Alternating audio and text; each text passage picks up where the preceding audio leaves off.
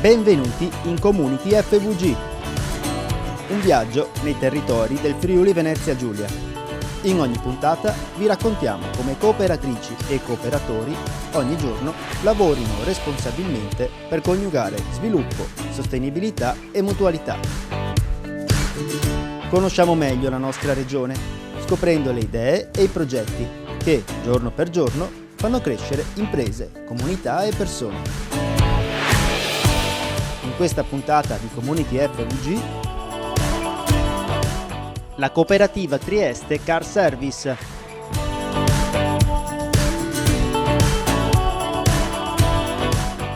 L'evoluzione del mondo del lavoro e le potenzialità del modello cooperativo. Ne parliamo con Anna Zilli.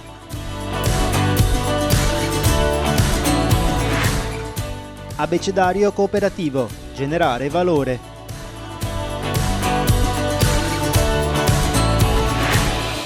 Vitigni resistenti, via libera europeo all'inserimento nei disciplinari delle DOC. Ora cominciamo il nostro viaggio. Mondo cooperativo.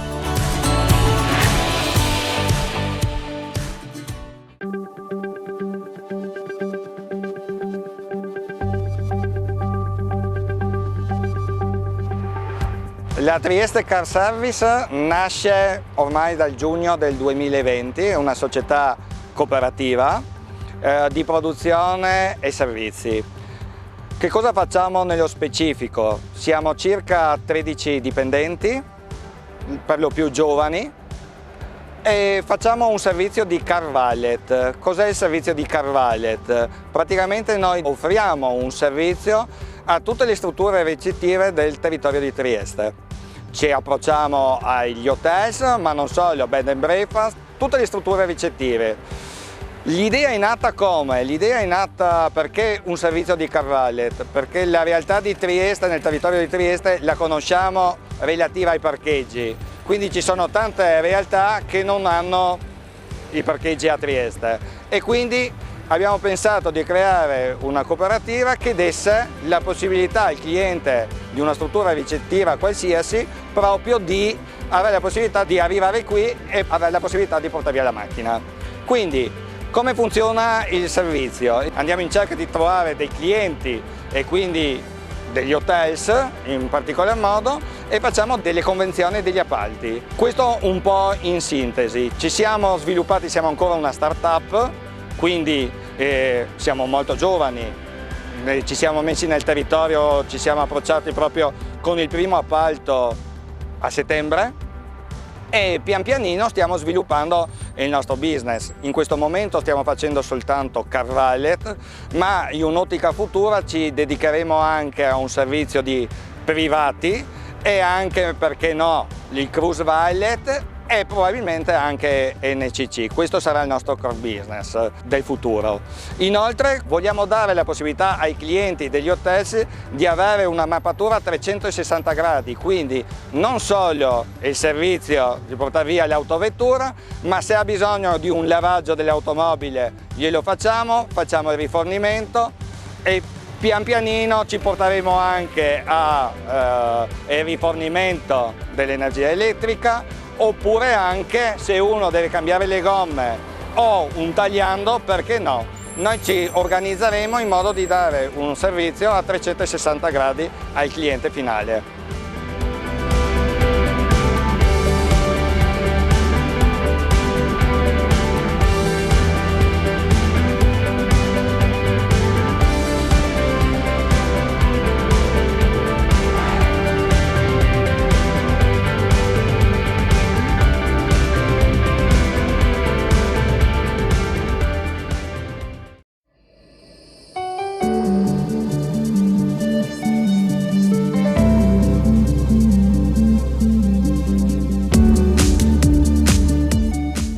Con 3 distinte assemblee delle cooperative associate svoltesi nei giorni scorsi in successione a Gorizia, Trieste e Udine, si è avviato il percorso che porterà alla fusione tra le unioni territoriali di Udine, Trieste e Gorizia delle Conf cooperative, seguendo una strada già tracciata, peraltro, da diverse altre associazioni di categoria e organizzazioni sindacali anche nel mondo Conf cooperative. Le tre unioni insieme associano 403 cooperative con 11.400 addetti, 80.482 soci cooperatori e 494 milioni di euro i ricavi complessivi. Il percorso di integrazione ha ricevuto l'ok dalle cooperative associate e verrà portato a termine in tempi brevi. A febbraio è prevista la nascita della nuova unione interprovinciale, nella terminologia associativa di Confcooperative. Resteranno però le tre sedi territoriali per garantire una presenza di prossimità al servizio delle imprese cooperative.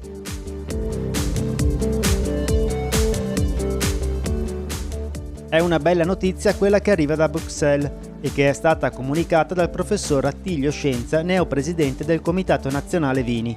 Parliamo della possibilità introdotta anche per l'Italia di poter inserire nei disciplinari delle DOC i vitigni resistenti alle fitopatie. È questo il commento di Venanzio Francescutti, presidente regionale di Fedagripesca, alla notizia giunta dalle istituzioni europee.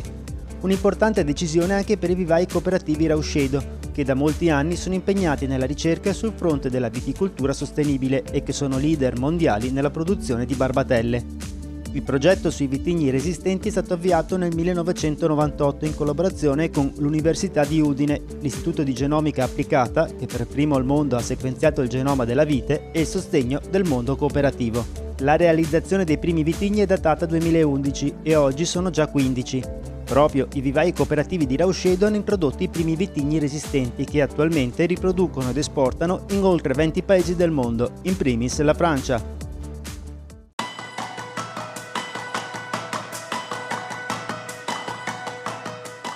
Siamo una startup giovane, giovanissima, perché appunto ci siamo costituiti nel giugno del 2020 e quindi qual è il nostro obiettivo? Certamente di dare un servizio totale al cliente e abbiamo visto che questa cosa funziona perché siamo partiti con un appalto solido ma adesso siamo già con 5 hotel e stiamo andando a concludere ancora dei contratti con dei bed and breakfast. E al cliente piace questa soluzione che praticamente il cliente arriva, lascia l'autovettura, noi abbiamo tempo 30 minuti per arrivare alla reception ci consegna le chiavi dell'autovettura, noi si fa le foto così garantiamo come era lo stato dell'autovettura all'inizio e partiamo nel nostro sito, nella nostra autorimessa. Quando la reception ci chiama, il cliente vuole andare a cena o piuttosto parte, noi vi consegniamo entro 30 minuti, riconsegniamo all'hotel le chiavi con l'autovettura. Questa cosa sta funzionando molto bene, siamo soddisfatti di come stiamo lavorando e abbiamo visto che c'è molto interesse su questo tipo di servizio, tant'è che nel 2022 contiamo di ampliarci ancora di più.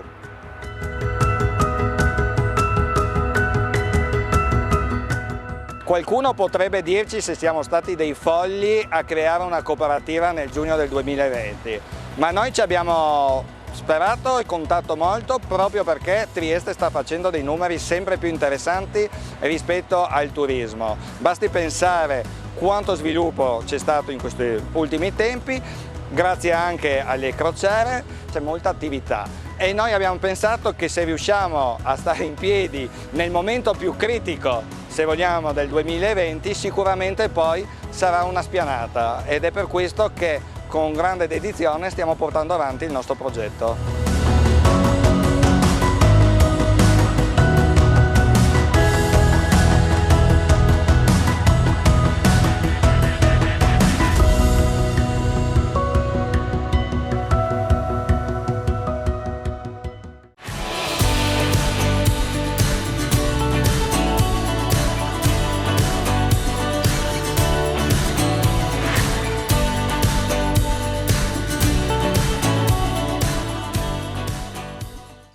Salve a tutti, tecnologia, emergenza sanitaria, nuovi mestieri stanno cambiando il mondo del lavoro. Ne parliamo oggi con la professoressa Anna Zilli dell'Università di Udine.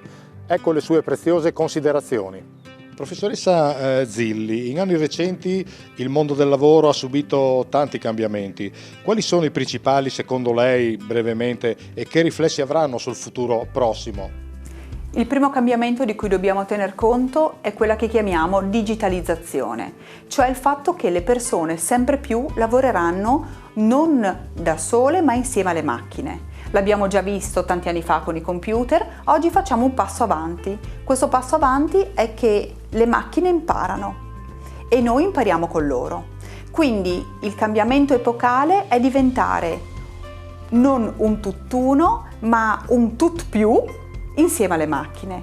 Costruiamo insieme a loro un mondo del lavoro più a misura d'uomo, a misura di persona, anziché un mondo separato e un mondo più freddo. Non possiamo non confrontarci con la pandemia in corso, la sua gravità e le tempistiche, cioè questo allungamento dei tempi di chiusura, diciamo, di questa pandemia. Ecco, che strascichi secondo lei, dal suo punto di vista, ha lasciato sul mondo del lavoro? La pandemia ha lasciato e sta lasciando molte fragilità. Alla fine non è successo niente che non sarebbe successo comunque, è solo che la pandemia è stata un incredibile acceleratore. Le persone più fragili rischiano di rimanere più indietro. E i fragili chi sono? Sono quelle persone che hanno meno competenze, soprattutto, come accennavo prima, digitali, sono quelle persone che fanno più fatica a cambiare lavoro o modo di lavorare. Quindi la pandemia ha colpito molto duro le donne, ha colpito molto duro i giovani. Su queste due figure professionali per il futuro, donne e giovani, dobbiamo concentrarci molto. E a proposito di imprese, le farei una domanda sulle cooperative, dove il lavoratore diventa imprenditore di se stesso. A suo modo di vedere è un limite o un'opportunità? Io nelle regole del lavoro vedo solo opportunità. Quindi se noi guardiamo alla legge sul lavoro in cooperativa, che ormai ci accompagna da 20 anni, dobbiamo pensare che un po' di bisogno di manutenzione c'è. Difficilmente una macchina 20 anni senza cambiare l'olio e i filtri va avanti. Allora sicuramente il lavoro in cooperativa è una grande chance, non a parole ma a fatti. Questo vuol dire che la cooperativa funziona se è vera cooperativa. Ecco, proprio qui le volevo chiedere, per approfondire un attimo questo concetto, la compagine sociale di una cooperativa, dove ci sono ovviamente più persone che cooperano, che collaborano, che caratteristiche dovrebbe avere per avere successo, cioè non essere solo un tentativo che poi va a finire male? Diciamo questo, le cooperative e tutto il mondo del lavoro funziona quando ci sono trasparenza e chiarezza. E anche in questo settore, se la cooperativa fa il suo percorso, e cioè coinvolge i soci in vere assemblee, coinvolge dal management all'operatore nuovo entrato, in un percorso trasparente e condiviso si possono fare davvero i miracoli. Penso a due situazioni in particolare: le cooperative sociali di tipo B, che sono il motore dello sviluppo inclusivo, quindi che davvero possono fare la differenza per le persone, e le cooperative dei lavoratori che si riprendono in mano le aziende dopo i fallimenti di queste. Questi elementi sono grandi e potenti motori del mercato del lavoro. Da quello che capisco, dunque, il successo di una buona cooperativa è mantenere fede ai propri ideali e ai propri valori fondativi. Il successo di una buona cooperativa è esattamente essere cooperativa. Non si deve pensare di essere impresa travestita, ma ci si deve ricordare che come cooperativa si è in un mondo profit.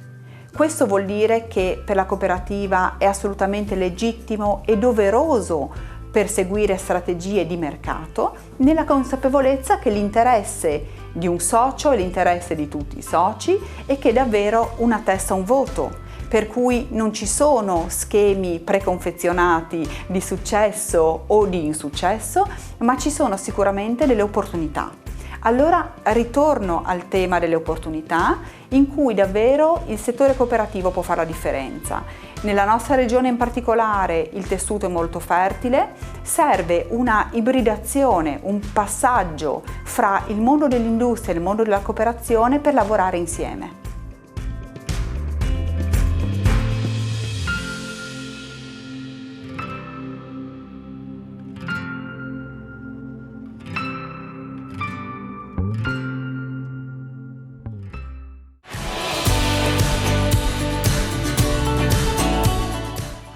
Fine della prima parte.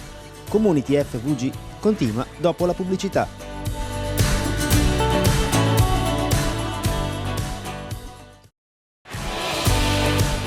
Ben ritrovati in Community FVG. Riprendiamo con Mondo Cooperativo. Inizia la seconda parte.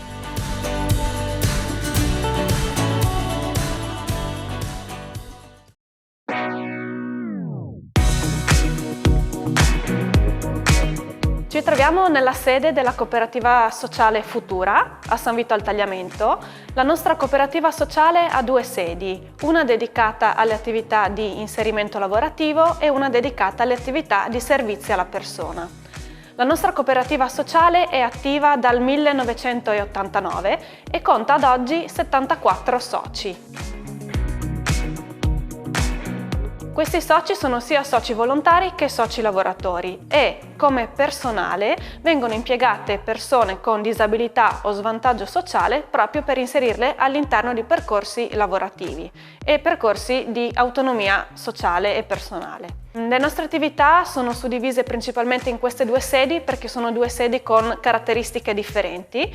Una proprio è confortevole e dedicata a quelli che sono i percorsi di autonomia, quindi attraverso attività di musicoterapia, attività laboratoriali, attività artistiche, mentre l'altra sede, che è improntata sull'inserimento lavorativo, è strutturata come qualsiasi impresa che si occupa proprio di confezionamenti e assemblaggi meccanici ed elettromeccanici. In particolare noi ci troviamo nella Factory, che è la sede dedicata proprio all'inserimento lavorativo, in cui la struttura è organizzata per favorire proprio l'attività di persone che hanno disabilità fisica o disabilità mentale. Come è strutturata la sede? La sede prevede proprio un reparto produttivo dove vengono inserite le persone in diverse tipologie di lavorazioni.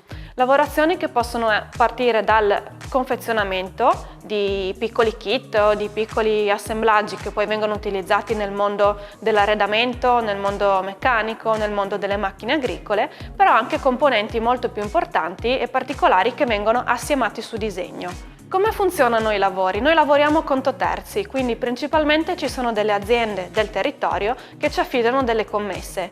Questo ci permette anche di attivare delle collaborazioni tripartite, il cosiddetto ex articolo 14, che ci permettono di far sì che l'azienda possa assolvere all'obbligo di copertura di personale svantaggiato affidando alla cooperativa delle commesse che servono a far sì che la cooperativa possa assumere una persona con svantaggio sociale e che possa quindi dare la possibilità a questa persona di lavorare all'interno della cooperativa, favorendo poi quello che è la produzione di articoli e di particolari che vengono utilizzati poi all'interno dell'azienda. In questo modo viene stabilito un accordo tripartito tra Regione Friuli Venezia Giulia, cooperativa sociale e impresa per far sì che venga creato un circolo virtuoso che permetta all'azienda di produrre dei pezzi, di assolvere i propri obblighi, però facendolo attraverso una struttura che è nata ed è stata creata proprio per gestire anche determinate disabilità.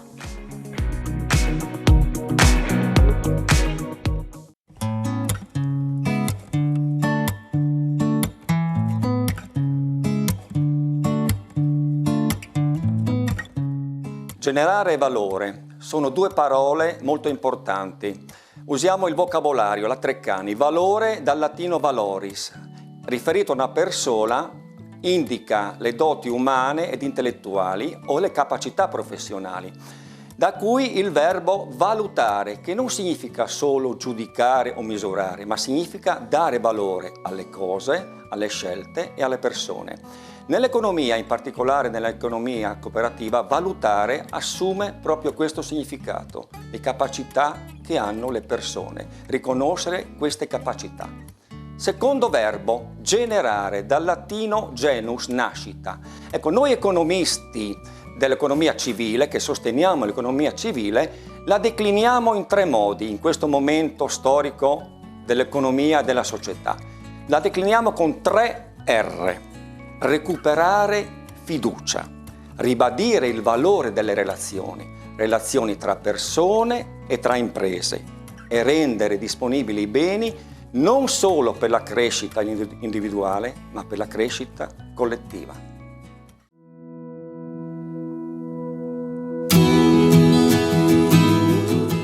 funziona l'articolo 14? Un'azienda che ha bisogno di una copertura, e parlo di aziende che hanno un numero superiore a 50 dipendenti, ha l'obbligo di avere un 7% dei propri dipendenti con disabilità o svantaggio.